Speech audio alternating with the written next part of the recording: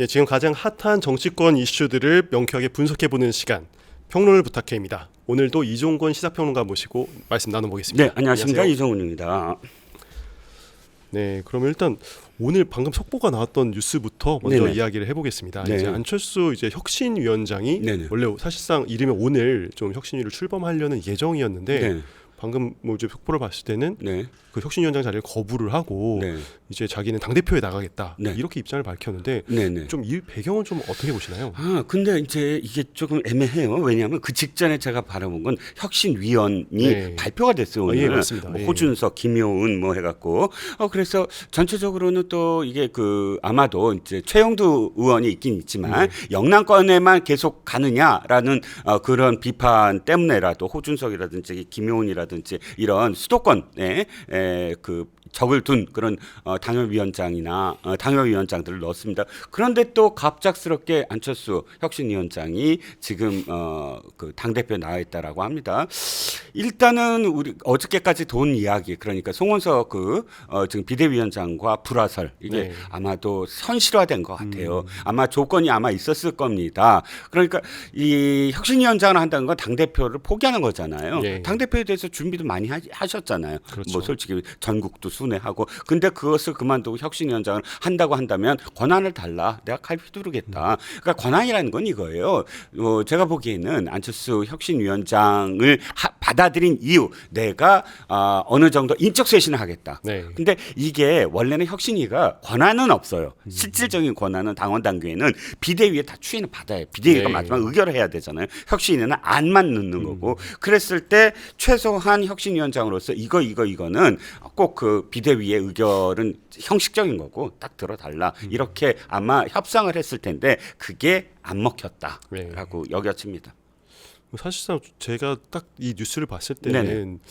물론 안철수 의원 본인한테도 굉장히 갑작스러운 결정일 수 있어서 네. 좀 타격이 있을 수 있고 네. 사실 송원석 비대위원장도 마찬가지고 네네. 당에게는 굉장히 좀 안 좋은 영향이 있지 않을까라는 생각이 드는데 아니 그렇죠. 당연하죠. 왜냐하면 지금 그 전당대회는 전당대회지만 비대위를 출범하면서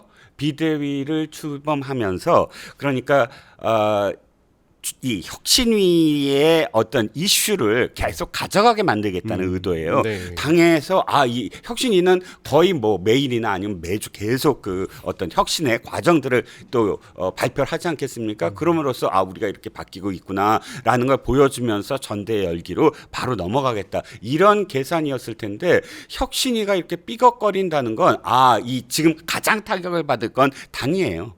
가뜩이나 지금 20% 이내에, 그러니까 더블로 지금 민주당과 벌어지지 네, 않았습니까? 맞습니다. 예. 아마 이게 좌절됐기 때문에 더욱더 아마 벌어질 것이고요. 두 번째는 비대위입니다. 송원석 비대위원장이 제가 좀 전에 뭐 추정을 했지만 많은 정치평론가나 혹은 또 배경이 아마도 거 봐라. 혁신의 어떤 의지가 없고 그냥 대충 넘어가려고 했던 것인데, 그러니까 이렇게 안철수 혁신위원장이 집어던지지 않았느냐라는 송원석 체제에 대한 어떤 비판이 이어질 거고요. 네. 뭐 더불어 어쨌든 국민의힘은 상당히 지금 타격을 입을 수밖에 없는 그런 소식이네요. 좀 자연스럽게 그냥 국민의힘 전대 관련 내용으로 좀 여쭤보겠습니다. 네네. 뭐 말씀하신 대로 오늘 바로 그럼 사실상 안철수 의원은 이제 전대 출마를 선언을 한 거고 네. 김문수 전 장관도 사실 출마를 하기로 시사를 했는데 네. 그러면서 이제 조경태 의원도 출마를 공식적으로 이제 선언을 했었죠. 네. 뭐 이러한 좀 여러 가지 후보군들이 나오고 있는데 뭐 보셨을 때 좀 전체적인 구도는 좀 어떻게 좀 전망을 하시나요? 예상 외가 없구나. 보다 더 혁신이라는 건 이거예요. 기존에 이 당을 이끌어왔던 주류가 아니더라도 네. 어쨌든 중진일지라도 중진에 무게가 있잖아요. 그러면 중진일지라도 내가 일정 정도는 이런 어떤 상황들을 계속 만든 책임이 있다라고 생각을 하는 해야만 하는 그런 포지셔닝에 있는 사람들이 여전히 그냥 계속 나오고 있다라고 아마 비춰질 거예요. 네. 물론 개별 의원들에 대한 뭐랄까 그 시선의 차이는 있어요. 이를테면 개인적으로는 조경태 의원이 당 대표에 나왔다라는 건 또 기대해볼 만한 그런 그 상황이다라고 여길 사람들도 있어요. 이를테면 친한계 좌장이었잖아요. 그리고 개혁을 네. 끊임없이 개혁을 얘기했고 혁신을 얘기했고 또 윤석열 전 대통령의 계엄과 또 탄핵에 대해서 아마도 지금 나온다는 출마를 얘기한 사람 중에 가장 적극적으로 비판적인 어떤 태도를 취했습니다. 그래서 또 더군다나 지금 가장 최다선에다가 부산 그러니까 PK의 어떤 상징일 수도 있고 해서 조금 결이 다르긴 합니다만 그럼에도 불구하고 여전히 개혁의 의지, 인물이 사실 개혁이잖아요. 사실 네. 개혁을 상징하잖아요. 그러면 그 인물에 대해서 끊임없이 아마 지금 유권자들, 그러니까 지지자들은 쇄신을 요구하는 인물이 좀 나와야 된다라는 요구를 할 겁니다. 뭐 정치권 뉴스에 이어서 특검 이야기도 조금 꺼내보겠습니다. 네네. 사실 내란 특검을 비롯해서 3대 특검의 수사가 굉장히 속도를 내면서 네. 다양한 뉴스들이 나오고 있습니다. 네. 특히 윤석열 전 대통령의 이제 3차에 대해서 3차 소환 없이 구속영장을 바로 청구를 했는데 뭐 수사 개시 18일 만이고 윤 전 대통령이 석방된 지 이제 120일 만인데 굉장히 전례 없이 좀 속도가 빠르다고 보여지는데 어떻게 보시나요? 어차피 내란 특검은 구속을 초점으로 해서 시작을 한 것 같아요. 네. 왜냐하면 아시다시피 특검 무슨 검사든 특검이든 수사 시작하자마자 바로 소환해서 네. 왜냐하면 정점에 있는 사람이잖아요. 대통령은. 그러면 대통령을 부른다는 건 질문들을 전부 다 준비를 하고 그 질문들이라는 건 대통령이 중심이 아닌 그 반개 또는 그 주변에 있는 인물들을 다 소환해서 철저하게 준비를 한 다음에 마지막으로 딱 질문하고 구속. 영장 청구하고 이게 네. 원래야 되는데 시작부터 미괄식이 아니라 두괄식이에요. 예. 대통령부터 어쨌든 소환을 했단 말이죠.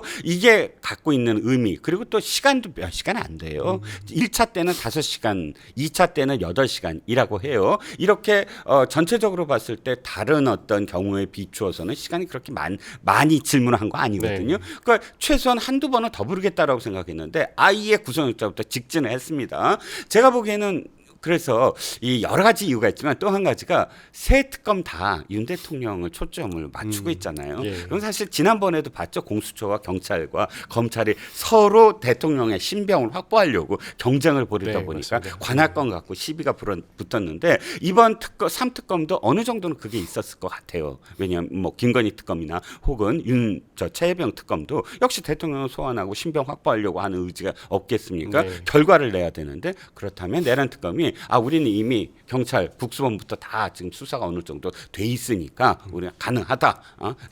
영장을 청구하더라도 지금 소명이 될 수 있다라는 어떤 자신감이 있었던 것 같습니다.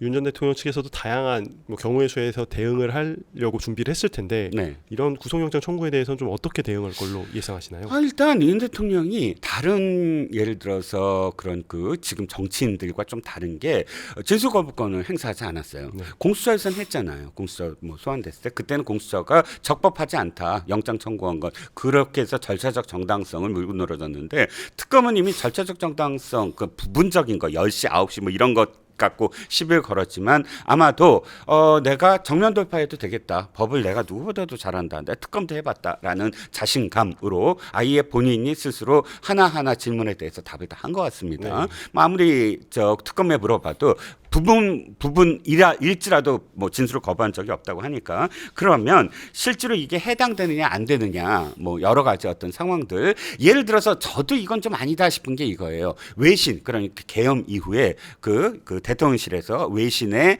정당성 그러니까 네. 내란의 정당성을 홍보했다.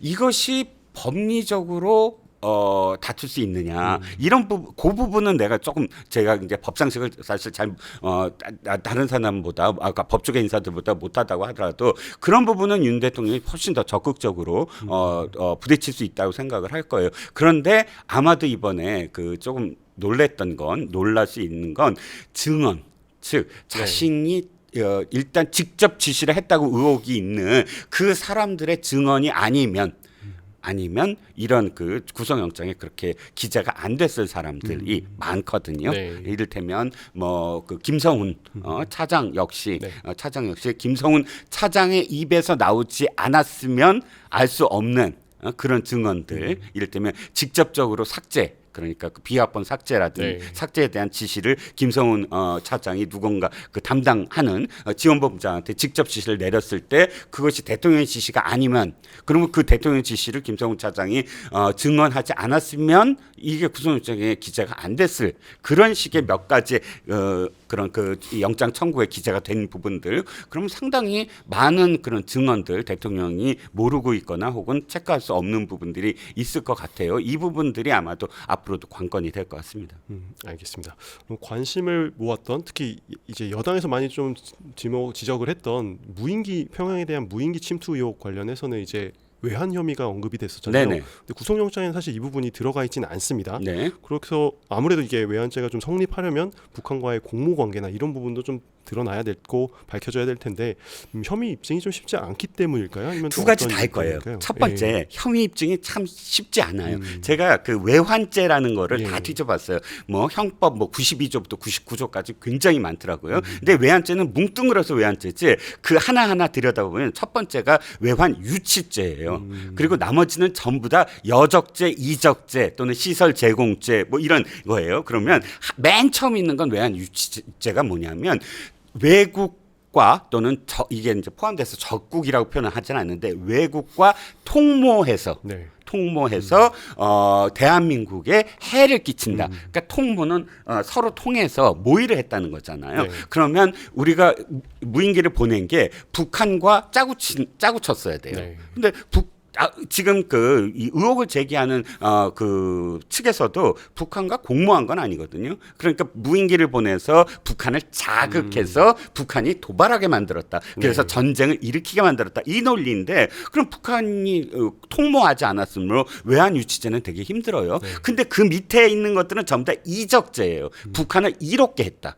무엇을 통해서 여적죄나 뭐 시설 제공죄나 이런 건 시설을 제공해서 이익을 취하게 했다든지 이런 부분들이 전부 다 이익을 취하게 한 거거든요. 그러면 외환죄 전체적으로 구성을 봤을 때 적과 공모해서 무엇인가 대한민국을 해할 목적이 있었거나 아니면 적을 이롭게 해서 대한민국을 해하게 만든 그런 목적이 있어야 돼요. 네. 그런데 지금 무인기는 어떤 경우에도 사실 해당되기가 굉장히 어렵거든요. 의율하기가. 네. 그래서 아직은 그게 힘들다라는 판단. 그래서 완벽한 것만 넣자. 일단 체포영장 한번 기각됐으므로 그렇죠. 일단 상처를 한번 예. 입었는데 구속영장마저 기각되면 어떤 사유 하나가 예를 들어 소명이 안 돼서 기각되면 안 되잖아요. 네. 그래서 뺄 수도 있고. 그런데 아직 시간이 있어요. 170일 동안 수사를 또 한 다음에 이거는 이런 가능성도 있어요. 그러니까 6개월 6개월 끌다가 구속이 이제 또 시간이 지나서 풀려날 수도 있잖아요. 그때 예한죄 충분히 수사를 네. 해서 한 번 더